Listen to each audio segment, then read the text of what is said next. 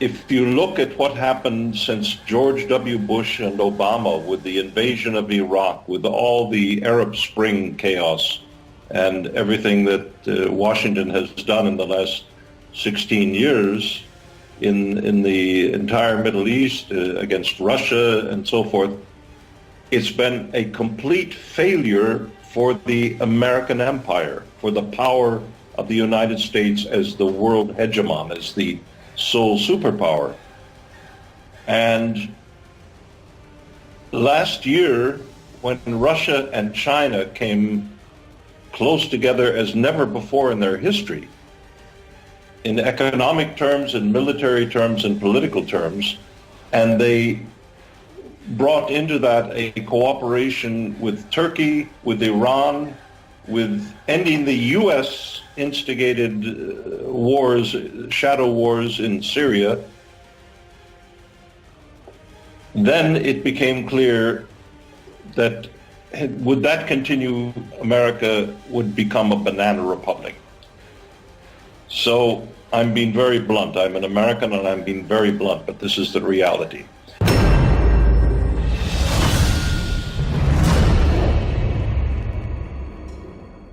As were the case before about May of last year, and try to destroy Turkey, but use Turkey as a weapon against Russia, against Iran, against Syria, and then throw you away.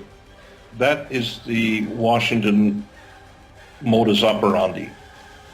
They use people and then they throw them away. They use Hosni Mubarak for a certain point, and then when he starts talking about the interests of the Middle East, they throw him away and create a color revolution called Mohammed Morsi and the Muslim Brotherhood, which is a CIA operation, by the way, just as Fethullah Gulen is a CIA operation, weaponizing a pseudo-Islam to create geopolitical agenda.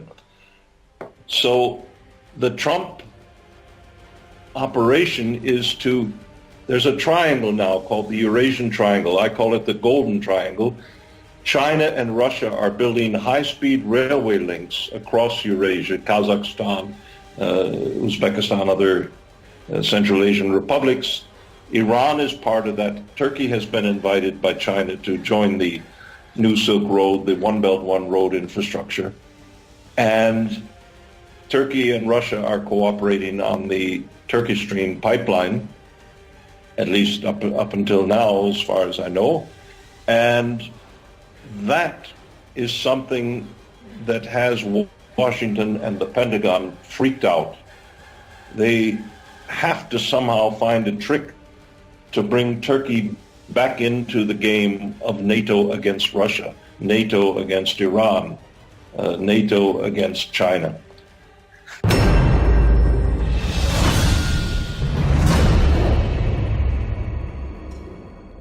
So they're trying with pretty words and so forth. They tried to do that with Putin to suggest that they might end the sanctions against Russia if Russia would do certain things in Syria, and Russia would do certain things to betray its agreements with Iran and other allies.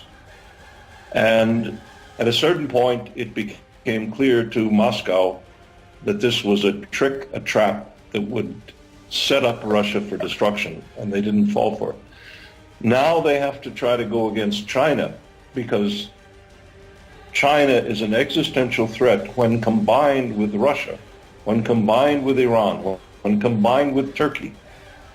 You put those four nations together and the influence they have to create a new economic space, and the bankrupt United States of America, this, which has outsourced all of its industry in the last 35 years to Asia, to Russia, to Eastern Europe, China. The problem is the Trump administration has to rebuild the American economy. What Russia demonstrated in Syria after September 2015 with its tiny intervention was that the United States was not prepared to win a war against anybody serious, not against Russia, not against Russia and China together, Russia, China, and Iran, and forget it. So they have to rebuild the American military posture. The Pentagon has become the most corrupt money-spending machine in the world.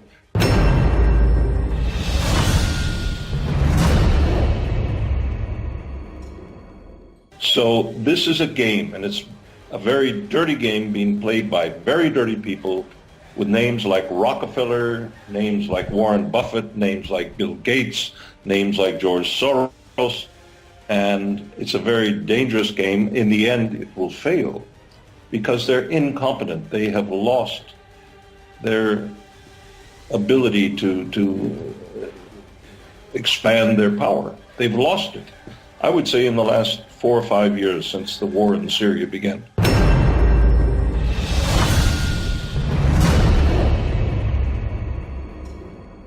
Turkey is a very special nation, and it could play, if it's very clear on its goal, it could play an extremely positive role, not only in the Middle East, not only in the region, but in the world. And that role would be to see itself not as a dominating power, but as a partner with Russia, with China, with the new Eurasian One Belt, One Road, the high-speed infrastructure that's developing the greatest economic market on the face of the earth for the next, I would estimate, 100 years. This is something the West has blacked out by and large. Turkey is well aware of it. President Erdogan has met with the Chinese and discussed this with them in the last 2 years. And were Turkey to engage fully on an peaceful economic basis with this and not try to solve conflicts by military means, you would have the basis of an economic renaissance or an economic boom like Turkey has not seen in its history. As well, you would connect up with the countries, Russia and China and the countries of Central Asia, in a way that could bring new markets to life, that would bring prosperity and positive development to Turkey. Now, the coup in July of last year was a CIA coup using the networks inside the military of Fethullah Gulen. My book is due to come out in summer of this year in Turkish language, and it documents in great detail the role of the CIA in creating this machine called the Gulen Şemat, Gulen organization, to be a vehicle to completely take over the deep state institutions of Turkey on behalf of the CIA. Graham Fuller, Henry Barkey, and so forth.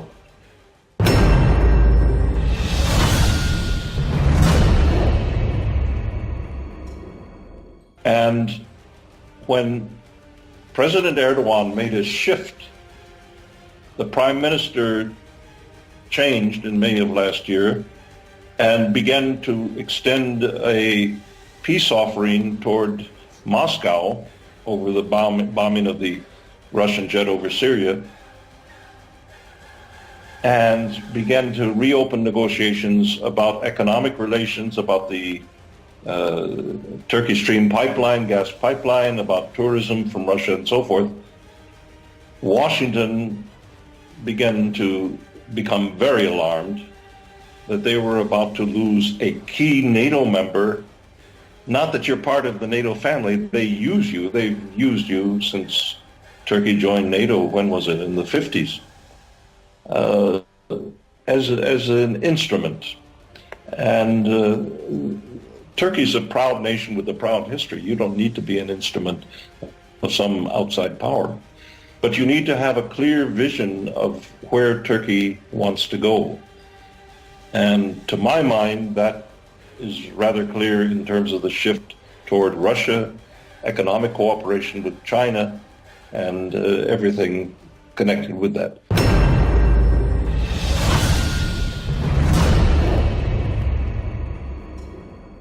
I see no sign that they will stop their support to YPG. It's a long-standing operation to redraw the entire map of the Middle East. It goes back to a plan that George W. Bush put forward to the Group of Eight meeting in 2004 called the Greater Middle East Initiative, and that called for a new Sykes-Picot, so that the Kurdish part today of what is Turkey would be connected with the Syrian Kurdish part and with the Iranian Kurdish part ultimately to create a Kurdistan synthetic state. That would be a geopolitical move to weaken Turkey. Turkey would be a huge loser in that. And that is the U.S. agenda. Netanyahu is cooperating with the U.S. in that, by the way. The Israeli Likud party and the Israeli Defense Forces by rather quietly supporting Barzani and the other Kurdish militants. So it's a dirty game. It's ultimately about control of the Middle East oil and gas. And that has been a Washington strategic objective since, I would say, around the year 2001, September, to be precise.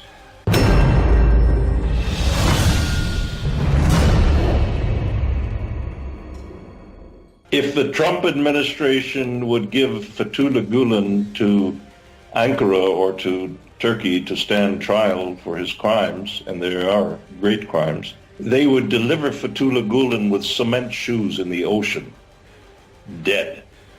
He knows too much. They would never do that. They would never do that. His burial at sea, according to Muslim tradition, said the Navy SEALs who supposedly killed him. I don't think that was Osama bin Laden even, but they dumped the body in the ocean so that nobody could see whose DNA it was.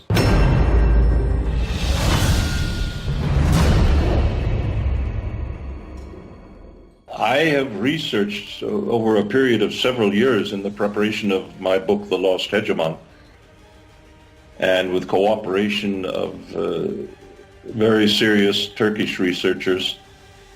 Character Fethullah Gulen was picked up by the CIA, 4 decades ago, and they decided to convert him into an imam, a religious figure. He has an education, something like a 5th grade education. He's not a scholar, he's not an intellectual, but they took him as a facade. And then they supported this network that he built up with very sophisticated brainwashing techniques like the CIA uses to recruit sect members in the Scientology or other sects that the CIA has created over the years. They set up an apparatus that focuses on young males of adolescent age, susceptible age for young people in the age 12, 14, 16 in that area, and they began working with their brains, working with their minds.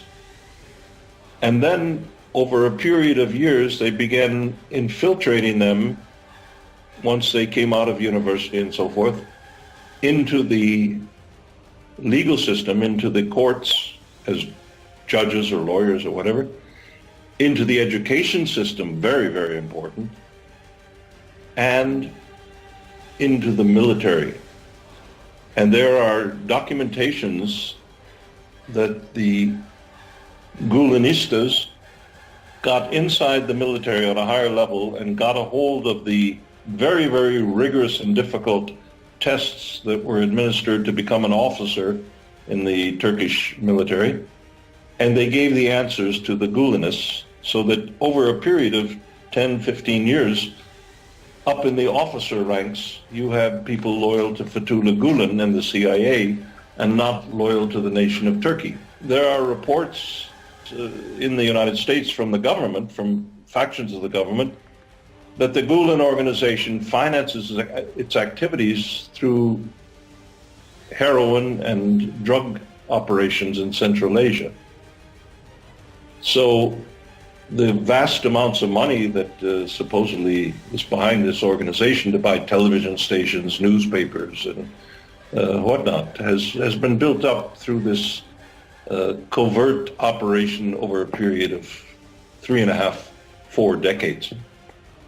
So the plan was to have this CIA network, this spider web called the Gulen organization, completely take over every institution of influence in the Turkish nation. And then Turkey would become a complete vassal pawn of the United States Central Intelligence Agency. Turkey is a very proud nation with very proud people, and I don't think if most Turkish people are conscious of that, they would want that for their future.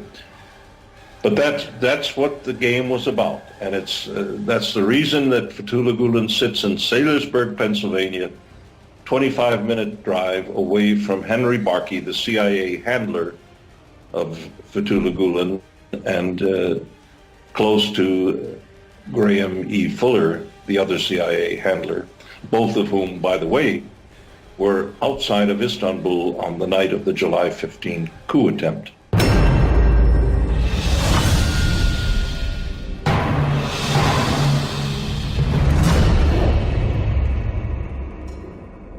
Germany today is a mess, to put it simply.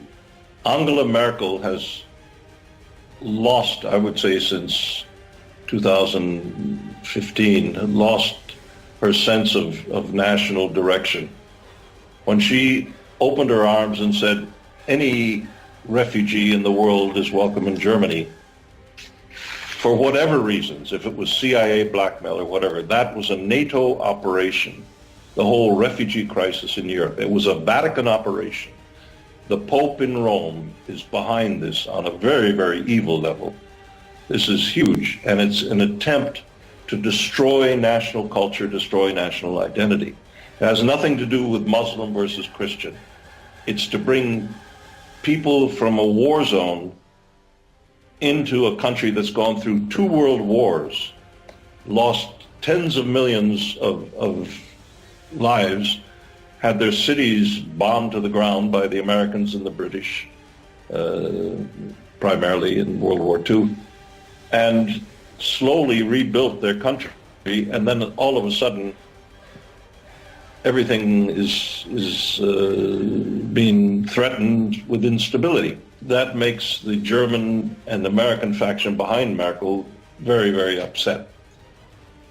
So you have these little incidents like the justice minister not being allowed to speak in this small village in Germany today because they claim they don't know how many people would come to hear him.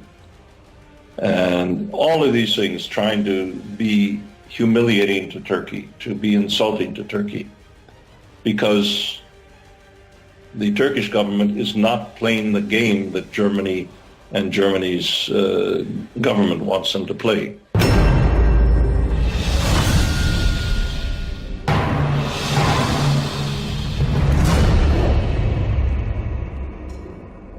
The problem for them, I call them, the title of one of my books, recent books, is called The Gods of Money, Wall Street and the American Century. What they want is total control of world money so that they control everything and everybody on this planet. That is not working. Russia and China are making economic agreements for oil and gas where they don't use the American dollar. The same with other countries in Asia, especially Eurasia, that they don't use the American dollar. And also the euro, as long as it exists, is an alternative to the dollar. such that once the American dollar is not the reserve currency that 60% of the world's central banks have to use, then the power, the financial power of Wall Street is dead. And that's the dilemma. They have to figure out some way to suck in the money from Europe by creating, I think, political instability in France and Greece and so forth, such that investors will say, Europe is unstable, let's go to the dollar. Let's go to this Trump thing. And, the stock market is going through the sky and whatnot. Let's put our money there. But that's a very short-term thing. The American economy is a hollowed-out shell. As an American, I've lived through this. The outsourcing of industry, which began in the 1970s and the 1980s, has reached such a crisis dimension that there is a $12 trillion deficit